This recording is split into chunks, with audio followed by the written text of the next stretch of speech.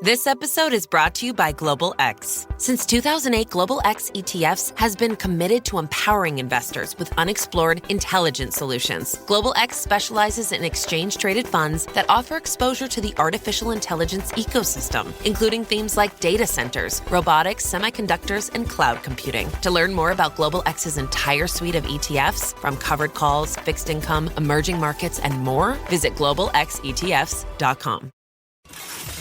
This is More Money with economist Steve Moore. Now, Steve Moore. Welcome back, folks. This is the More Money Show on WABC. By the way, I've been in a great mood for the last couple of weeks. I think most Americans are, even some of my friends who didn't vote for Trump. I think they see big things and good things happening for our country. They realize that this is the guy who can get it done. And look, I don't agree with everything Donald Trump says, and I don't agree with everything he wants to do. I agree with most of what he says and most of what he wants to do. But I think he's always focused on the whole idea of helping middle-class America and making America the greatest country, which we are, and ensuring that we continue to be the greatest country on earth. And there's one guy who has contributed greatly to, well, there's so many millions of Americans, but one of them is Bob Nardelli, who is, he was the former CEO of Chrysler. He was the former CEO of Home Depot. He was one of the top business minds at General Electric during his heyday, during that company's heyday. Bob, thanks so much for joining on a Saturday afternoon. Steve, thanks very much. And I was optimistic, but now I am very optimistic about this administration. I share your view. So, Bob, thank you for coming on. I know how busy you are. You're still involved in many great companies. I wanted to start with one just quick overview question, and I'm going to make a statement, and I'd like you to respond to it if you would, Bob, because you are an amazing businessman who knows how to make a profit and make the things that consumers want at a price that they want it. But here's my statement, and I want you to react to it. You know, when you're running a business, and I've run very, very small operations before. You've run large ones, but your whole endeavor is to to keep your costs low and to provide, great services so you can make a profit, so the people who own the business can make a profit. So in other words, you want to be as cost efficient as possible.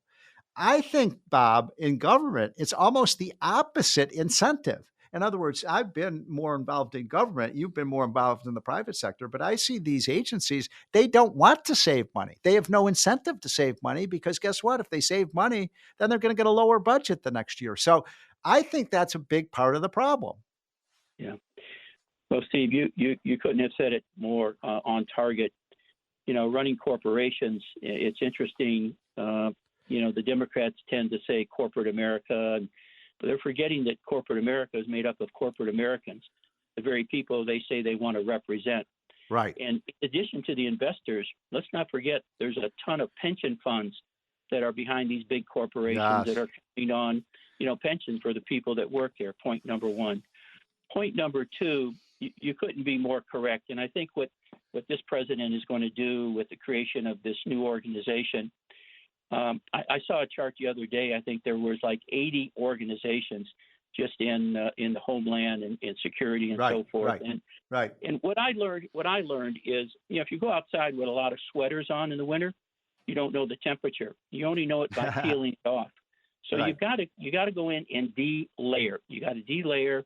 You got to make sure that there's good spans of control where leadership doesn't meddle but delegates and holds accountable.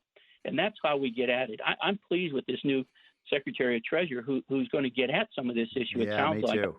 I'm very encouraged with his approach, the macro approach to business. And he talked about deficit. We don't talk enough about that, Steve. I know you do, but I think that's an important part of getting this country back on track for sure. So I totally agree that, and I have dealt with the government on and off, and, it's like use it or lose it. And I always got to get 3% more versus 3% out and trying to be much more efficient and effective. Because in business today, particularly with inflation, Steve, look, the rate has come down, but I can tell you we're still choking with the inflation that took place during the 9.1 rate. And none of my suppliers are backing off that. So that is a chicken bone in our throat that we're going to have to somehow address. And you see it already, Steve, right? Look at the layoffs that are taking place to offset 43% wage increases. And again, I'm all for families, having a fair earnings that was generated, unfortunately, by the inflation rate of this administration.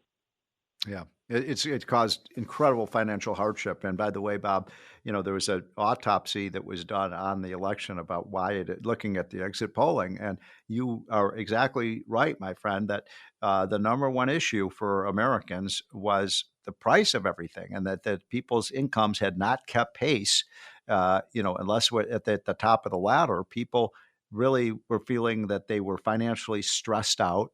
And they think that Trump will solve that problem. I think he will, as well as you. By the way, Bob, if you got a call from Elon Musk and he asked for your help on this Doge, would you? Because we need hundreds of great business minds to help us figure out how to cut this government. So I'm not trying to ask you to volunteer, but we need people like you who know how to make things efficient. Well, you're very kind to say that, and obviously, if it was of the pleasure of the president and Elon and the new organization, I'd be more than happy to try and participate and lend 53 years of experience. You mentioned GE, and I feel blessed to be tutored by Jack, one of the greatest of ever, and understand the importance of profitability and efficiencies and innovation and all the things that made GE as great as it was. So yes, I'd be open to taking that call, Steve, for sure. So I don't know if you saw the other day, I'm talking to Bob Nardelli, the former CEO of Chrysler, the CEO of Home Depot, who was with Jack Welch. By the way, was it Jack Welch who wrote that famous book, From Good to Great? No, that wasn't. That was Bill Collins, I think, that wrote Good to Great. I thought Jack Welch wrote a pretty famous book himself, but he did. Yep, straight from the gut. And one of the highest compliments, if I can just share it with you, Steve, in the audience, is he said Bob Nardelli was the best operating guy he ever had in his tenure at GE. So it doesn't come any higher than that for me. I mean, other people may have a different point of view, but boy, I was very fortunate to spend over 30 years in almost every division, GE Capital, under his tutelage. So I don't know if you saw this chart that we had in our hotline the other day, Bob. I know a lot of the people listening to this show get our hotline. By the way, if you don't get it, it's free. It's you just go to unleashprosperity.com and sign up for free. It goes to 100,000 people every day, and it goes to members of Congress and senators and CEOs like Bob Nardelli. But there was a chart. It was an organizational chart for the Center for Medicare and Medicaid in Washington. Yes. And it the first page of this chart, had all of this diagrams, with the boxes, and this person reports to that person, and it practically filled up the whole page, with all these boxes and diagrams of this, that, the other thing.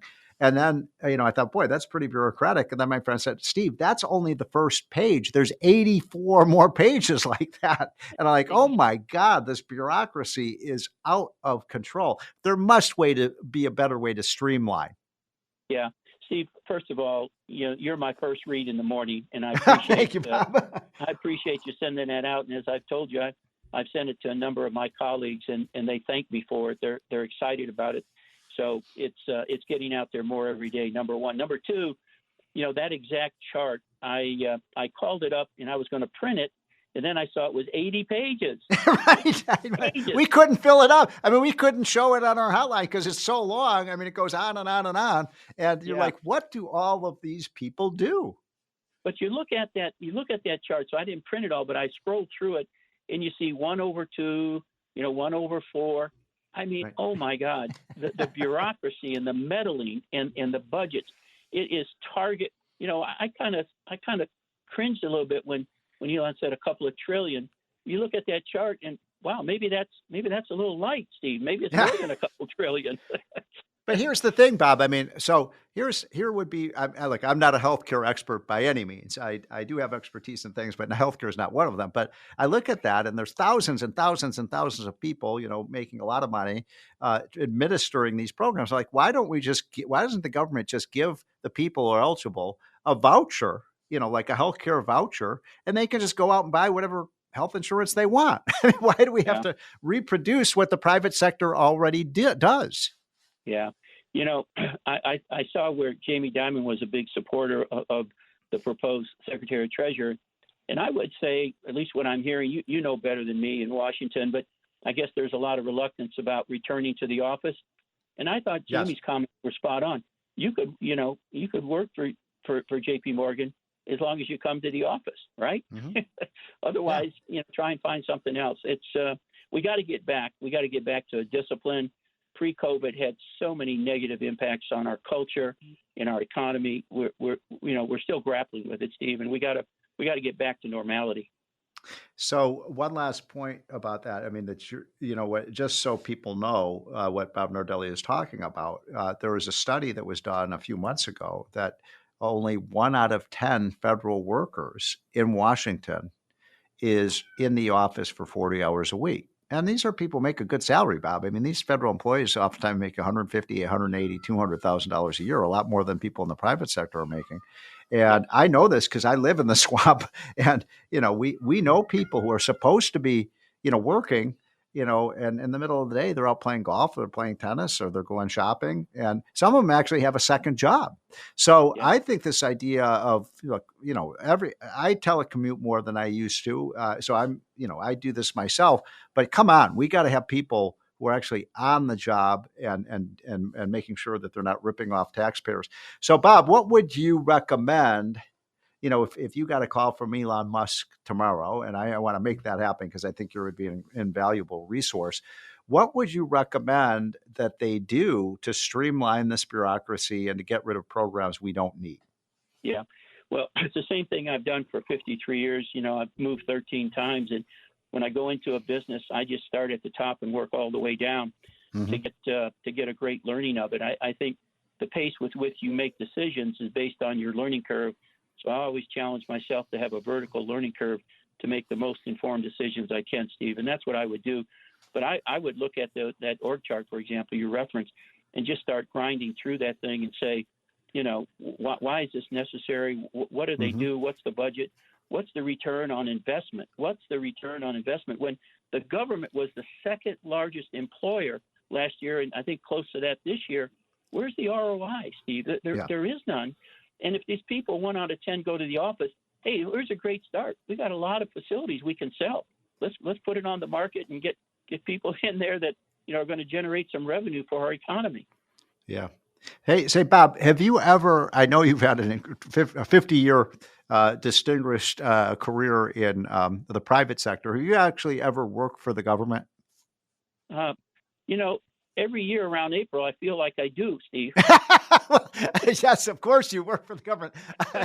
I mean, have you ever collected everybody listening to the show in that case is work for, but I mean, have you actually, collected a government paycheck? Have you actually been an employee of the federal government? No, sir. No, sir. Okay. So I want to tell you something, and I want your reaction to this. Yes. So, because I've had a couple of short stints, working for the government, and I didn't like it, frankly. But one of the things that bothered me so much in my both of the jobs I had were less than a year, and I just got burned out on it. But you have a civil service system. A lot of people don't understand how this works. It's almost impossible, Bob. It's almost impossible to fire someone in the federal government. Now, you said when you would come into a new business and take, and try to, make it more efficient, you would get rid of some of the people that they were not needed, and you would bring in better people who could do the mission so it was accomplished. You cannot do that in government. You could not come in, Bob, to say the Center for Medical, what we're just talking about, CMS, and you would not be able to get rid of people. How can you run an efficient organization if you can't get rid of people who aren't working? Yeah, I did have experience with the first Homeland Security, Governor Ridge, who's a dear friend. Right. And he reached out to me, and, I said, I'll twist myself in a pretzel to help you, but, I can't go to work for you directly. and he said the same thing. He said, Bob, I just got to work around a lot of these people. I just have to go down 2 or 3 levels to really get someone that's committed to work rather than a bureaucrat.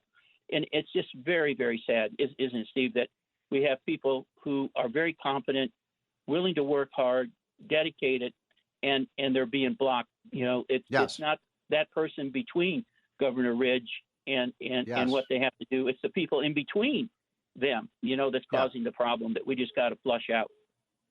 Well, that's a great point. And what I saw in both my stints in government was, the good people, what you want to do is reward the good people and then, either demote or fire the people who aren't working up to speed. Yeah. And you couldn't do that. The civil service laws, the pay system, and these, the lawyers prevent you from doing it. And that, I hope that Vivek and Elon Musk will do something about that, because you've got to have great employees, right? I mean, you've got to have people who are dedicated to the mission.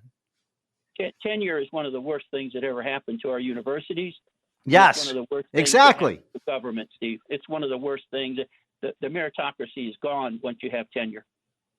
Oh, you're so right. I don't think I bet 90% of the people, 95% of the people listening to the show don't have tenure. They don't have lifetime protection in their job. I mean, I could be fired. You could be fired. If you don't perform, you're out. And I think that's a big problem. Well, Bob Nardelli, thank you. I know how so busy you are. You work 60 hours a week, if not more, and to take some time off on a Saturday afternoon, I very much appreciate it. I'd love to have you on again. And I am going to suggest to the president, I'm supposed to see him next week. He needs people like you. And we need hundreds and hundreds of really talented people like yourself to help us find where that waste is. And by the way, that's what happened in 1983 when we had the Grace Commission. We had hundreds and hundreds of CEOs of companies who helped with this mission because, Bob, we've got to bring this debt down.